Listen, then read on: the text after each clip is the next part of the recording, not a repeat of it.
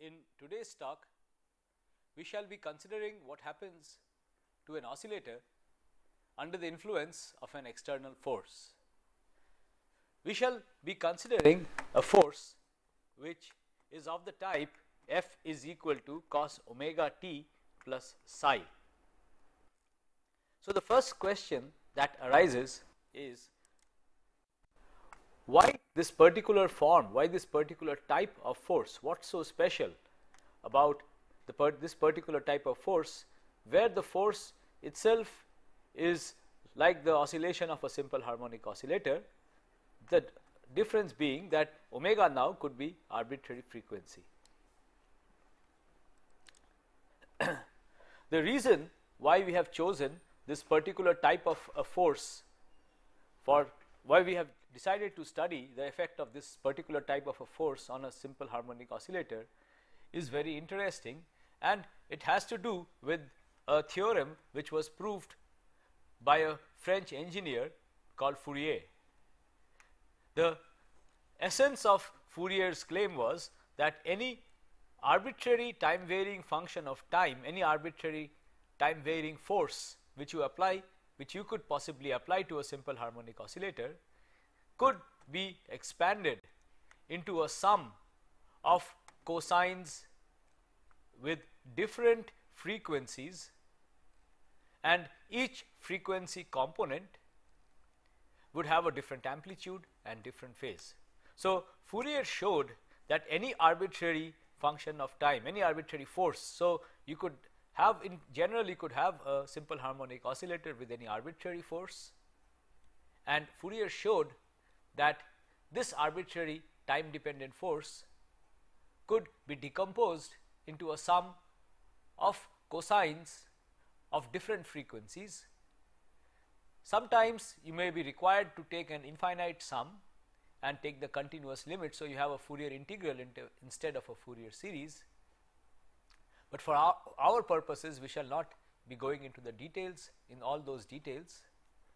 We shall be content with the statement that any arbitrary time dependent force can be decomposed into a sum of cosines of different frequencies, and depending on the nature of the force, you would have different set of amplitudes f omega and a different set of phases psi omega.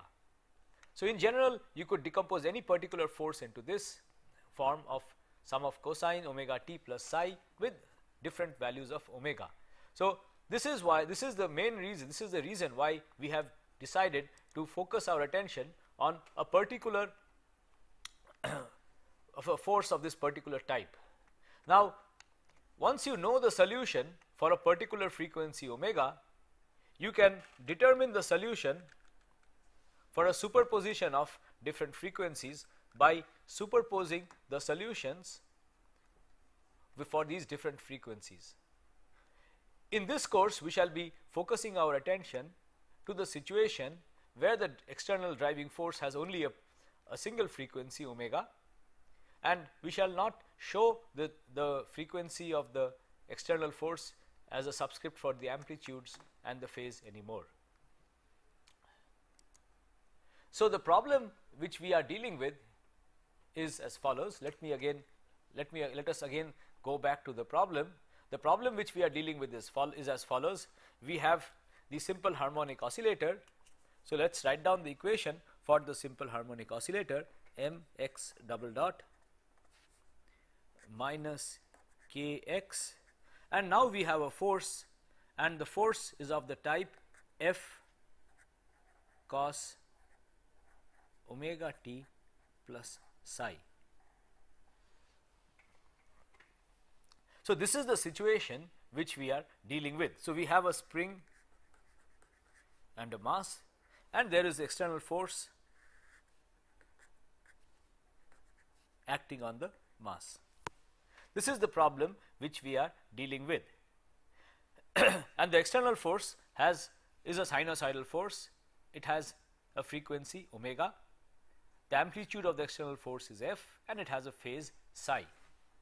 Now, following the notation which we had introduced earlier, we can divide this whole equation by m, and if I divide this whole equation by m, I get x double dot minus k by m, and k by m we had called omega naught square, x is equal to F cos omega t plus psi by m. Now, recollect that omega naught square is the natural frequency of the simple harmonic oscillator, and if there was no external force, the simple harmonic oscillator would be oscillating at the frequency omega naught, and we have studied this in considerable detail in the last class. So, this is the equation governing the simple harmonic oscillator in the presence of an external force. The external force is the frequency, angular frequency omega. Now, it is convenient to use the complex notation over here. So, the same equation written in complex notation is what I have shown over here. So, the same equation written, sorry, this should be a plus sign here, right? The force is opposing the motion, so it should be a plus sign here, and the same equation written in complex notation is what I have shown on the screen over here. So, we have x tilde double dot plus omega naught square x tilde, where x tilde are now complex, is a complex variable, the real part of which is the displacement x. Now, let us look at the force. The force is now written as this small f tilde e to the power I omega t. Recollect that the force which we had was the term on the right hand side arising from the force which we had was the amplitude of the force F divided by m, and then we had cos omega t plus phi. Now, in the complex notation, you could write this as F by m e to the power I omega t plus psi, and the real part of this term over here is the force which we have. Now, in the notation that we are going to use, we are going to take the phase of the force e to the power I psi into the amplitude of the force, so into the complex amplitude of the force. So, we have here the complex amplitude of the force small f tilde, which is capital F, the force, the amplitude, the magnitude of the force divided by the mass into the phase factor e to the power I psi. So, the forcing term in the complex notation is f tilde. Remember, f tilde has both the magnitude of the force divided by the mass, it also has the phase e to the power I psi. So, the external force is now f tilde into e to the power I omega t. It oscillates with the frequency e to the power I omega t. Now, the question is, we have to solve this. What is the solution to this equation? We have to find the solution to this equation. Now, it is well known that differential equations of this type have two kinds of solutions. The first kind of solution is called the complementary function. Let us just recollect what we mean by the complementary function. The complementary function is a solution to only this part of the differential equation.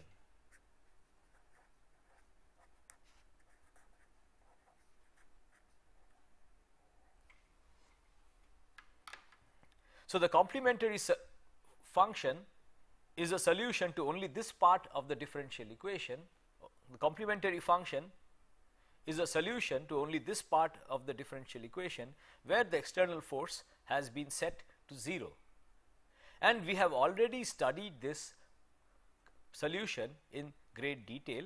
There are two solutions, and these are e to the power I omega naught t and e to the power minus I omega naught t, and we have linear superpositions of these, and this together constitutes the complementary function. It gives you oscillations at the frequency omega naught. These are the oscillations of the simple harmonic oscillator if it is left free, if it is disturbed and left free to oscillate.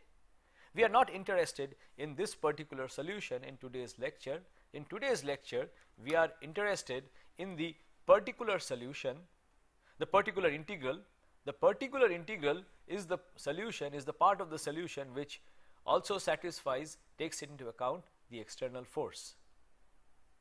The total solution is a sum of the complementary function and the particular integral. So, let us look at the particular integral. The particular integral is a part of the solution which takes into account the external force also, f tilde e to the power I omega t. So, we are now looking for a solution to this equation where the equation has x derivatives of x, the second derivative of x, and the 0th derivative, that is no derivative of x on the left hand side, and it has a function of time e to the power I omega t on the right hand side. The question is, we have to find the function of time x as a function of time which will satisfy this differential equation. Now, if x, if you have to find a the function of time x as a function of time which will satisfy this equation, you can see that x should have the same dependence as the right hand side, time dependence as the right hand side. So, x should depend on e to the power I omega t. So, we take the trial solution x tilde t is equal to some constant b tilde into e to the power I omega t. So, we take this trial solution and plug it into this equation. So, let me do this little bit of algebra over here. So, we have the equation x double dot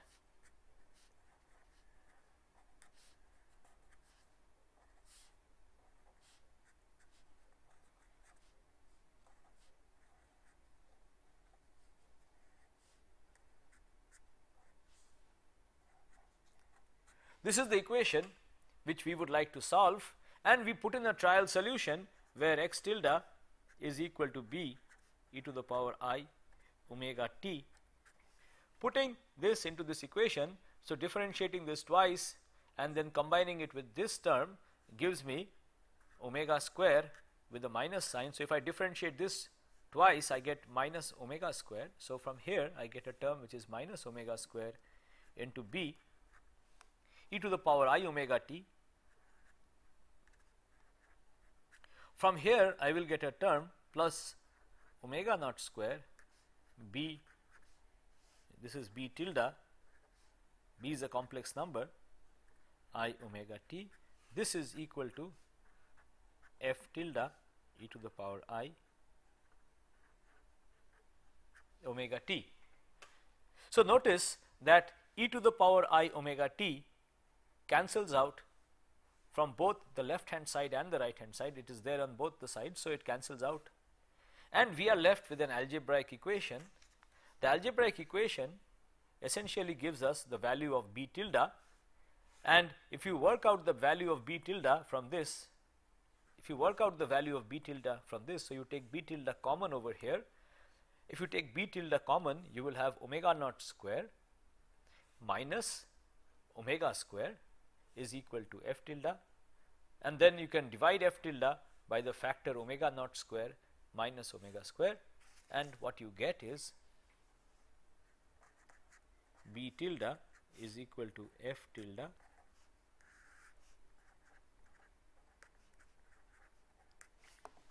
So, this is the let me go through the steps again.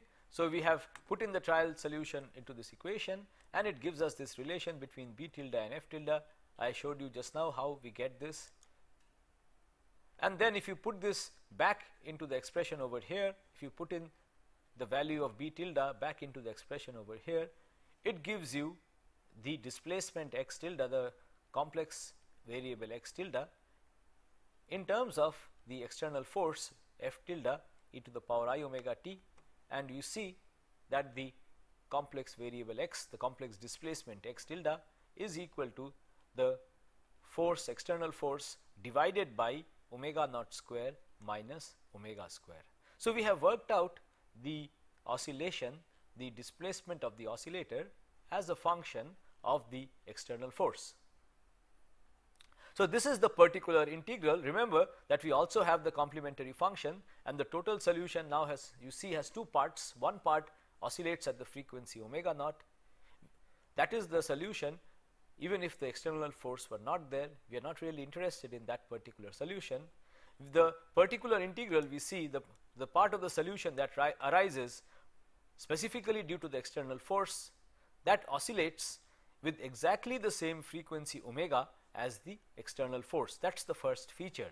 So, whenever you have a simple harmonic oscillator, and if you drive it with an external force which is also oscillating, a sinusoidal external force oscillating at a different frequency omega, then the particular integral, there is a part of the solution that oscillates at the frequency, the same frequency as the external force. So, there is a part of the solution, that oscillates at the same frequency as the external force, so at the frequency omega. So, in general what you see is that if I have a simple harmonic oscillator, then and I have an external force acting on it, the simple harmonic oscillator under the influence of the external force will have two oscillation frequencies. One oscillation frequency is the frequency omega naught, which is the natural frequency of the simple harmonic oscillator. That is the frequency at which the simple harmonic oscillator oscillates even if there is no external force. There is another frequency omega, the frequency at which the external force is acting, and the simple harmonic oscillator also does sinusoidal oscillations at the frequency omega. So, it does a superposition of two kinds of oscillations, one at the frequency omega naught, another at the frequency omega. Now, let us look at the amplitude and the phase of the oscillations and its relation to the amplitude and phase of the external force. Just remember that the external force also has an amplitude and an oscillation. The amplitude and the oscillation of the external force are both inside this variable f tilde, which we have defined over here. So, f tilde, recollect that the external force which we give has both an amplitude and a phase. The amplitude is f by m, which is the magnitude of the small f tilde which we have defined, and it has a phase psi, which is the phase of the f tilde variable which we have defined. So, the variable f tilde which we have defined has got both the variable f tilde over here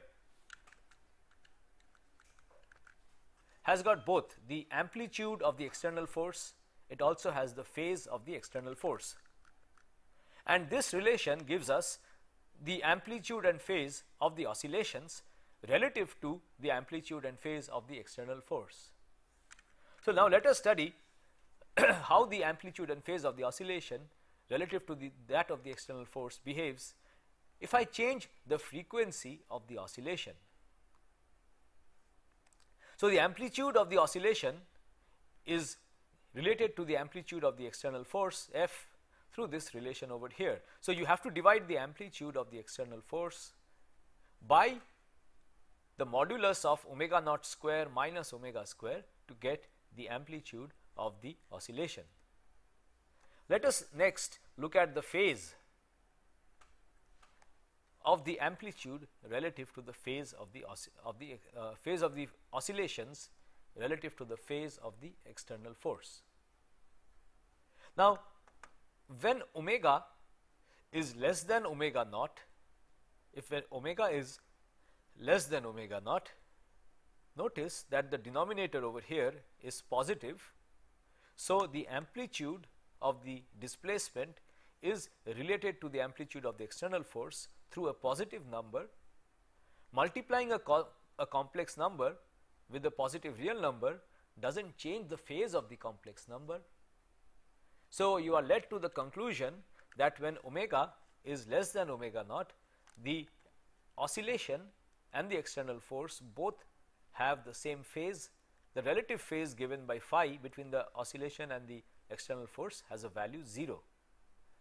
So, when the angular frequency is less than the natural frequency of the simple harmonic oscillator, both the external force and the oscillation occur at exactly the same phase. So, if you think of this as the external force and this as the oscillator, when the frequency of the external force is less than the natural frequency of this, they both oscillate in the same phase. Now, let us look at the situation where the frequency of the external force is more than the natural frequency of the oscillator. Omega is more than omega naught. In the situation where omega is more than omega naught, notice that the denominator becomes negative. Multiplying a complex number f tilde with a negative number, so you are essentially multiplying f tilde with a negative number. So, let us just consider f tilde being multiplied by -1. Now, -1 can be written as e to the power I pi. Recollect that e to the power I pi, the real part of it is cos pi, which is -1. The imaginary part is sin pi, which is 0. So, e to the power I pi is essentially -1.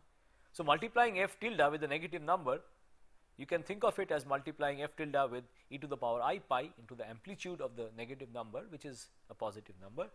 And so, you see that multiplying it with -1 introduces a phase of pi, Okay. So, when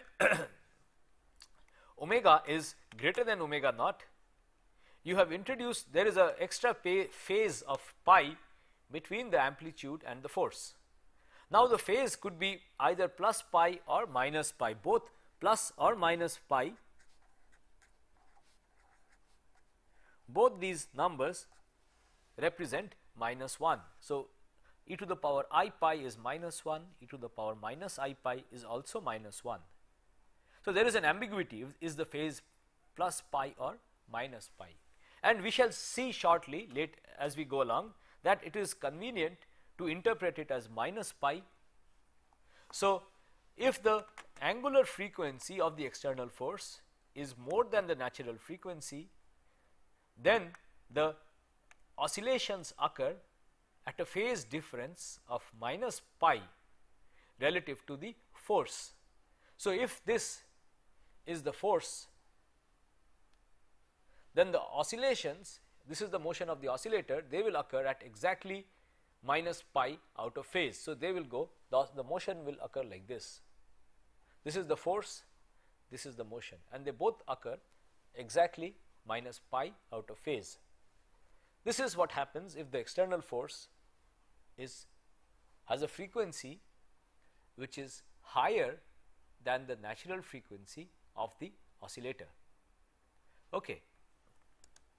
So, this is what is shown graphically over here when the angular frequency. So, we have considered here in this graph, I have shown you both the behavior of the phase and the amplitude of an oscillator as you vary the angular frequency of the external force. So, we have chosen a simple harmonic oscillator such that it has a natural frequency omega naught equal to 1. So, we have a simple harmonic oscillator whose natural frequency is such that omega naught is equal to 1. For this simple harmonic oscillator, we have applied an external force whose amplitude has also been chosen equal to 1. Now, we ask the question, what is the relative phase between the external force and the oscillations of the oscillator? So, this oscillator has a natural frequency omega naught equal to 1. At frequencies, at values of omega where the external force has an angular frequency less than omega naught, which is less than 1 in this case, the oscillations occur at exactly the same phase as the external force. So, the phase difference, if the phase difference is phi, the quantity that I have plotted here is minus phi. So, the phase difference phi has a value 0 for angular frequencies omega less than omega naught. Now, the moment omega crosses omega naught, the phase difference does a jump and it jumps to a value of pi minus pi. So, here I have plotted minus phi. So, minus phi jumps minus the phase difference. So, minus phi jumps from a value 0 at omega naught, omega less than omega naught, to a value pi when omega is more than omega naught. So, at angular frequencies more than 1, the phase difference between the oscillations and the force is minus pi. The oscillations lag by pi relative to the force, external force. This shows you what happens to the amplitude. So, let us now look at what happens to the amplitude. So, this shows you what happens to the amplitude. The most interesting thing occurs when omega is equal to omega naught.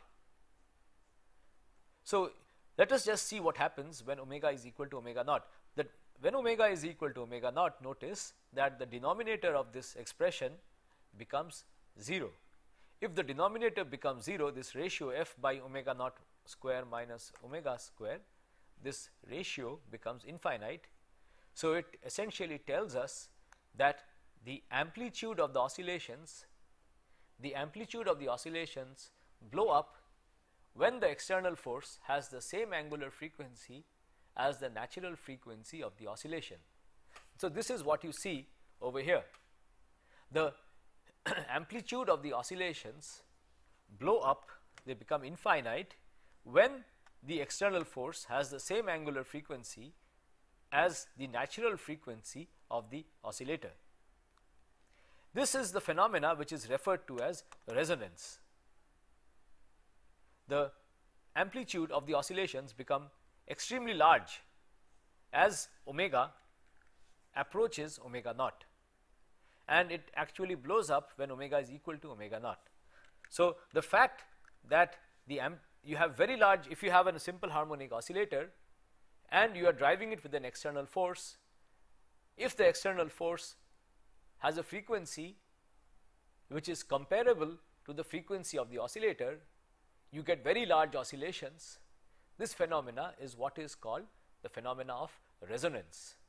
So, if the driving force and the oscillator both have the same frequencies, then you get extremely large oscillations, and this is the phenomena which is referred to as resonance, and this is what is shown in this region of the graph. The amplitude of the oscillations blow up as omega approaches omega naught, as the frequency of the external force approaches the natural frequency, which in this case is 1. The amplitude of the oscillations blow up, and this is the phenomena of resonance. This phenomena is very important in nature, and we shall be discussing it in some detail in the next lectures. Let us now look at the behavior away from resonance. So, there are two regimes which are away from resonance. One regime is the region where omega is much smaller than the resonance frequency omega naught. This is the small omega limit, and the other regime is where omega is much larger than omega naught, very high frequency limit. So, let us first look at the low frequency response of the oscillator. How does the oscillator behave if the driving force is much slower? It has an angular frequency which is much lower than the natural frequency of the oscillator. So, you could think of a situation, for example, where I have, let us say, a building. Now, if you were to disturb the building and leave it, it would vibrate at some frequency, and this frequency would be the natural frequency of the oscillator. Now, consider a situation where there is an earthquake. An earthquake is an external force. You can think of the earthquake as being a periodic external force for our purposes. So, there is an earthquake which gives an external force, and you can think of it as being periodic. If the force is not periodic, you could at least decompose it into different periodic forces, a sum of different periodic forces. So, you can think of a simple harmonic oscillator. It has a natural frequency omega naught. You are forcing it with a different frequency which is slower than the natural frequency of the oscillator. So, the question is, how does the oscillator respond if it is forced by a force whose angular frequency is slower than the natural frequency of the oscillator. So, omega is much less than the resonant value omega naught. So, in this limit, the two oscillations occur in phase, that is the first thing. So, the oscillation occurs at the same phase as the external force, that is the first feature. And if you take the limit of very small omega, where omega is very small, you can essentially neglect this term in the relation between the external force and the oscillations. So, what you have is this relation that the displacement, the complex variable corresponding to the displacement, that is x tilde, is equal to f tilde, the complex amplitude of the force, divided by omega naught square. Omega naught square is the natural frequency of the oscillator, into e to the power I omega t. E to the power I omega t is the oscillator, is the cosine term of the external force. So, you get this relation. Now, recollect that f tilde was the force F, the amplitude of the force F, and you had the phase also in f tilde, and the whole thing was divided by the mass. So, f tilde was f by m into this e to the power I phi, e to the power I psi, and omega naught square is k by m. So, there is a 1 by m when you go from here to here, and there is a 1 by m when you go from here to here. These 1 by m factors cancel out, and you find that the displacement, the complex displacement, is equal to the amplitude of the force divided by the spring constant, and you have this oscillating factor and the phase over here. So, this regime is referred to as the stiffness controlled regime. So, let me give you, and let me try to give you some understanding of what happens in this regime of the oscillator. So, let us get an understanding of what happens here. Let us consider the limit where the frequency is extremely small. Now, if you set omega equal to 0, you have an external force which has no time dependence. So, you have an external force which is constant. So, let us study first the behavior of an oscillator under a constant external force. This, I am sure, is known to all of us. So, I have a spring mass system. This is the equilibrium position of the mass. The spring constant is k, the mass is m, and this is the equilibrium position of the mass. Now, to this spring mass system, if I apply a constant force F, if I apply a constant force F and ask what happens to the equilibrium situation, what happens to the spring mass system if there is a constant external force F. We can quickly analyze this system. So, we have m x double dot is plus k x is equal to F. So, it is the method to solve this is to basically okay, there is no need to go into the mathematical solution of this equation, I am sure all of us are familiar with the fact that the effect of a constant external force is essentially to shift the equilibrium position. So, if I put a constant external force, the spring mass system on to this spring mass system, essentially what happens is that this mass will move away from equilibrium to another from this original equilibrium position to another equilibrium position, and the new equilibrium position is such that the spring is extended by an amount, so that it exerts exactly the same force F, and the mass comes to equilibrium over there. So, if I have an constant external force, the net result is amount F by K if the spring is extended by a constant amount F by K.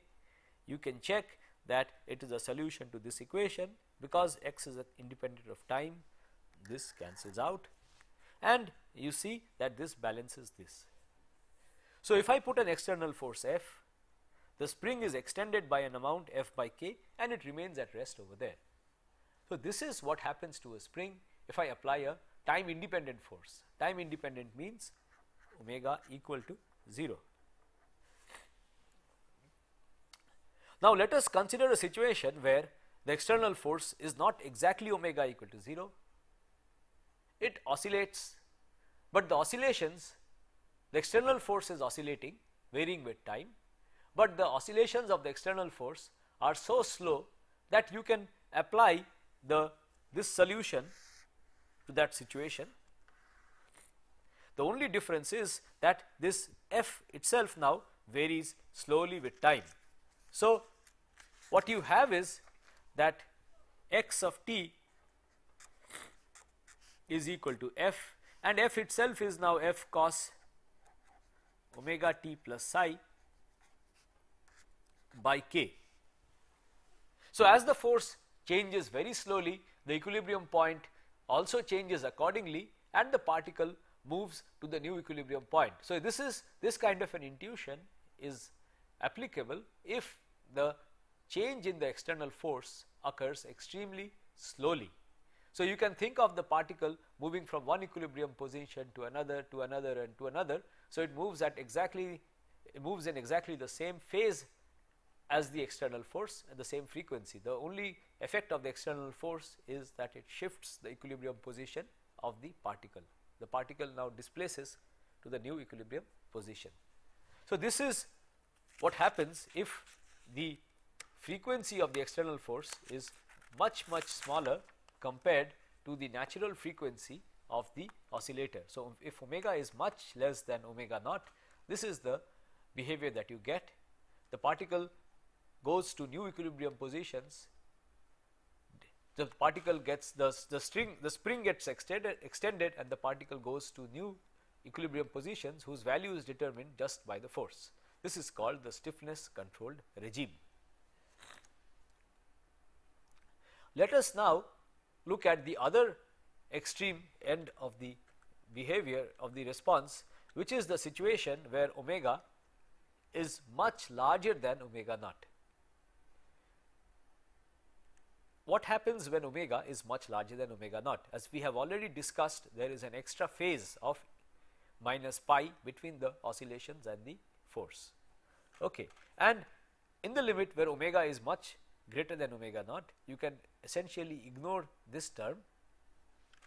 So, what you have is the displacement, the complex variable corresponding to the displacement x tilde is equal to f tilde divided by omega square. There is a minus sign, that is the phase e to the power minus I pi, and you have this e to the power I omega t. Again, putting back the factor of the mass 1 by mass which occurs here and the phase, what you find is that the variable x tilde is related to the amplitude of the force and the phase through the relation given over here. It only depends on 1 by omega square. So, as you keep on increasing the frequency of the external force, the oscillations get smaller and smaller.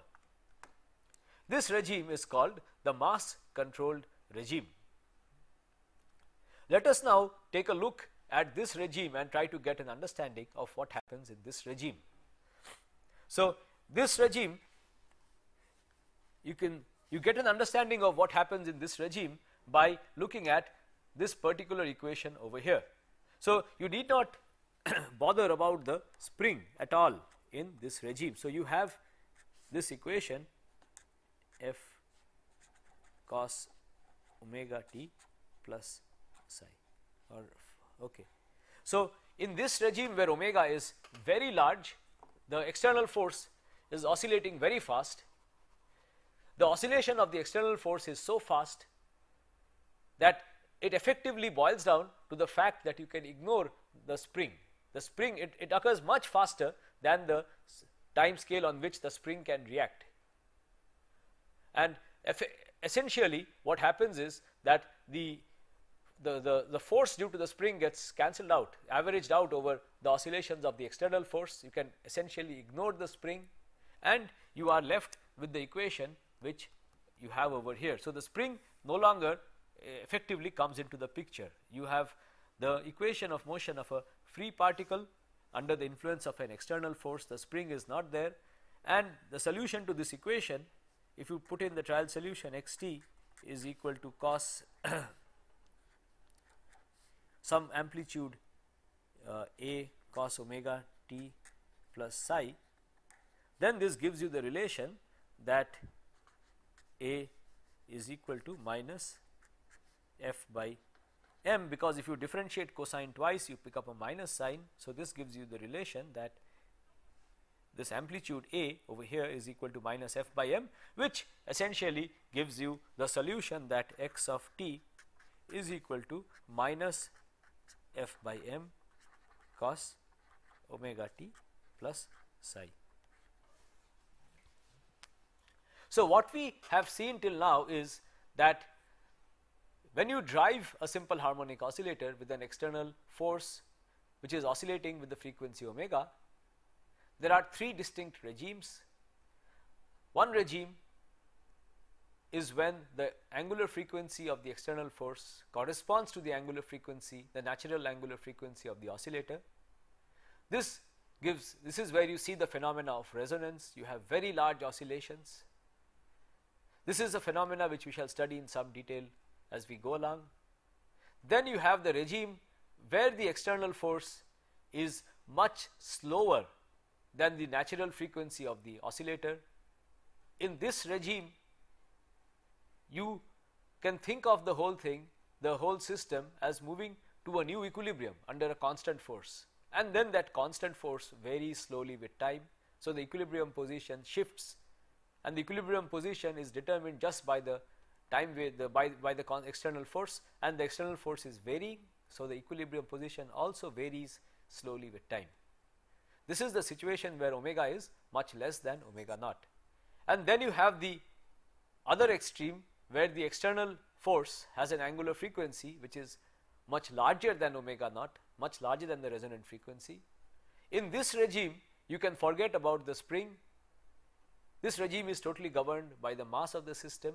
So, you can forget about the spring, and you can think of it being a free particle under the influence of an external force. The spring can be ignored. So, there are two regimes. When the external force is very slow, the inertia, the acceleration of the object, of the mass, can be ignored, and when the external force is very fast, has a very fast time dependence, you can forget about the spring. It is only the inertial term, mass into the acceleration, which really comes into the picture. You have these two limits. Let us now consider what happens during resonance. So, you see, if there is no damping, in the absence of damping, if you have a simple harmonic oscillator, and if the external force has the same frequency as the natural frequency of the simple harmonic oscillator, you have an infinite amplitude, infinitely large oscillations. Now, in reality, such a thing does not occur. In reality, you always have damping, and damping, as we shall see, produces finite oscillations. So, damping ensures that the oscillations do not become infinitely large. It regulates, it maintains the oscillations at a finite value.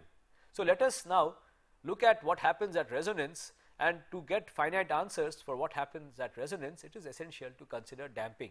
So, let us put in the damping term and now study what happens to the simple harmonic oscillator if it is driven by an external force. So, we have the good old equation where I have a simple harmonic oscillator with damping. This is the damping term C x dot. This is the mass into acceleration. This is the damping term. This is the effect of the spring. And here we have the external force. The external force has an amplitude f. It is at a phase psi. Now, we can divide this whole equation again by m. Dividing it by m, we have x double dot over here. C by m I have written as 2 beta, that is the notation we had introduced earlier. K by m is omega naught square, and f, the amplitude of the force, divided by m is f small f, and I have absorbed the phase. So, we have f tilde over here, and the x over here, remember, is a complex variable. So, here again we have a second order differential equation, linear equation, homogeneous second order linear differential equation, which has an external force on the right hand side. So, as we have discussed earlier, such an equation has two solutions, the solution of this such a differential equation has two parts. The first part is the complementary function. The complementary function is the solution to this equation in the absence of this term over here, in the absence of the external force. And we have seen that the complementary function, we have studied this in the last two lectures, and remember that the complementary function in the case of damped oscillator, the complementary function is a time decay, a function of time which decays as time increases. So, in all cases for a damped oscillator, the complementary function decays with time. The solution, when there is no external force, decays with time. So, if you have a damped simple harmonic damped oscillator, and if you disturb it and there is no external force, so you have disturbed it and left it, the disturbance slowly decays with time. There we have studied, there were three possible situations. There was the critically damped, the underdamped, and the overdamped. For the underdamped oscillator, we had oscillations and the amplitude of the oscillation decayed with time. For overdamped and critically damped, there were no oscillations, so the oscillations decay with time, with the displacements, the deviations from the equilibrium decay with time. The decay is exponential in both cases. For underdamped, you have oscillations along with the decay. Here you have no oscillations. The crucial point is that if you wish to study the large time behavior of the oscillator, irrespective of whether the oscillator is overdamped or underdamped, the oscillations die away as you go to late times. So, if you put a disturbance at t equal to 0 and observe what happens at late times, these disturbances die away. So, the crux of this whole thing is that the complementary function, the function when this term over here is 0, the complementary function are all transients. These solutions, there are always two complementary functions. These solutions are always transients for a damped oscillator, and at late times these solutions become very small. So, if you wish to study the late time behavior, you have to look at the particular integral alone. There is no need to be concerned about the complementary function. These are transient functions. By transients, we mean things which are short lived, which die away at large times. So, the complementary function, the total solution of this damped simple harmonic oscillator with an external force has two parts: the complementary function and the particular integral. The complementary function these are transients, you do not have to bother about them if you are looking at the late time behavior. So, let us look at the particular integral. So, let me work out the particular integral for you over here. So, the equation at hand is x double dot plus x tilde double dot plus 2 beta x tilde dot. This is the acceleration, this is the damping term, and then we have the spring omega naught square x tilde. This is equal to f tilde e to the power I omega t. I shall not be referring to the tildes explicitly anymore. Assume it is always there. Now, we need to find the particular solution, particular integral of this equation. So, we have to find a function of time, x as a function of time, which will satisfy this equation. The right hand side note is e to the power omega I omega t. So, if you wish to find a solution, then you should choose x also to be some coefficient b into e to the power the same time dependence as the right hand side. It is only then that these two can match. So, if we take this kind of a trial solution and put it into this equation, the first term over here gives us minus omega square. The second term over here gives us plus 2 beta, and if I differentiate this once, I will get a factor of I omega, and here I do not have to differentiate it at all. So, I will have the factor of omega naught square. This whole thing will multiply b e to the power I omega t, and this is equal to b tilde, this should be a b tilde over here.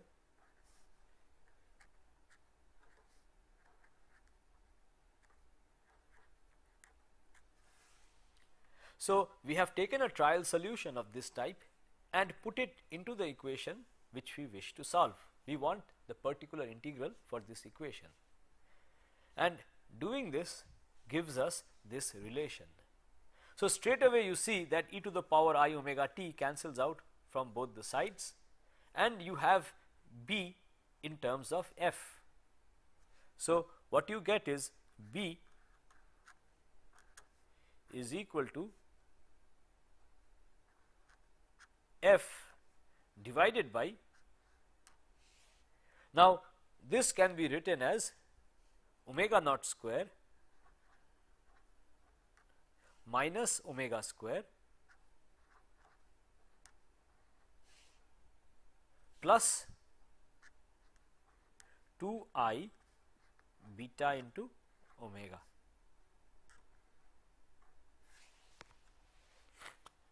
Now, if you put this back into the trial solution, you are led to this expression for the displacement x as a function and the amplitude of the oscillation f, and you have the solution for the displacement x as a function of time. It is f divided by omega naught square minus omega square plus 2 beta I omega e to the power I omega t. So, you have this extra term because of the damping. This term does not arise when you do not have damping. Damping, the role of damping is that you have this extra term which comes about. Now, you can also write this relation between the external force f and the displacement x as in terms of an amplitude and a phase e to the power I phi. So, this amplitude is essentially the amplitude of this factor over here, and this phase is the phase of this factor over here. So, let us now analyze the relation between the displacement and the external force in some more detail. The first point to note is, if you consider the very low frequency regime, the low frequency regime, that is omega is much smaller than omega naught, much smaller than the the natural frequency of the oscillation. So, you are away from resonance and you would like to study this regime of the oscillator in the presence of damping. So, let us study the oscillator in the low frequency regime of damping, which I just showed you. Now, when you take the limit of omega going to 0, the dominant term over here, the dominant term that remains is f tilde divided by omega naught square, and you have e to the power I omega t here, which is exactly the same as when you have no damping. So, damping does not make any difference to the low frequency, the low omega behavior. The behavior at angular frequencies much smaller than the resonance value, there is no difference which is caused by damping. So, the intuition which we had developed earlier in that regime still holds even if you introduce damping. Similarly, if you consider the other extreme where you have very large omega, again note that for very large omega, if you take the limit of very large omega where omega is much larger than omega naught, again note that the leading order term now, this term is much more than this, it is also much larger than this. Omega, for large omega, omega square is much larger than any term proportional to omega. So, in the limit when omega is much larger than the resonant frequency omega naught, you have x is equal to minus f divided by omega square e to the power I omega t. So, in the two extreme cases, in these two limits, in the low angular frequency limit where omega is much smaller than omega naught, or in the very high angular frequency limit where omega is much larger than omega naught, the role of damping is there is no difference that is caused by damping. So, this kind of a solution over here and over here remains unchanged whether you have damping or not. Damping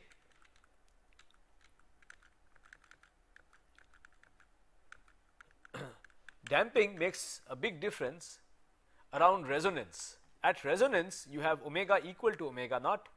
So, at resonance, in the absence of damping, you had infinity in the denominator, you had 0 at the denominator, and the displacements become infinite. Now, because of damping, you see that even at resonance, even when omega is equal to omega naught, the denominator does not become 0, and you have a finite amplitude for the oscillations at resonance. So, this is what we are going to study in the next class. We are going to study the behavior of this expression in the presence of damping around the resonant value where omega is equal to omega naught. So, let me stop here and continue in the next class.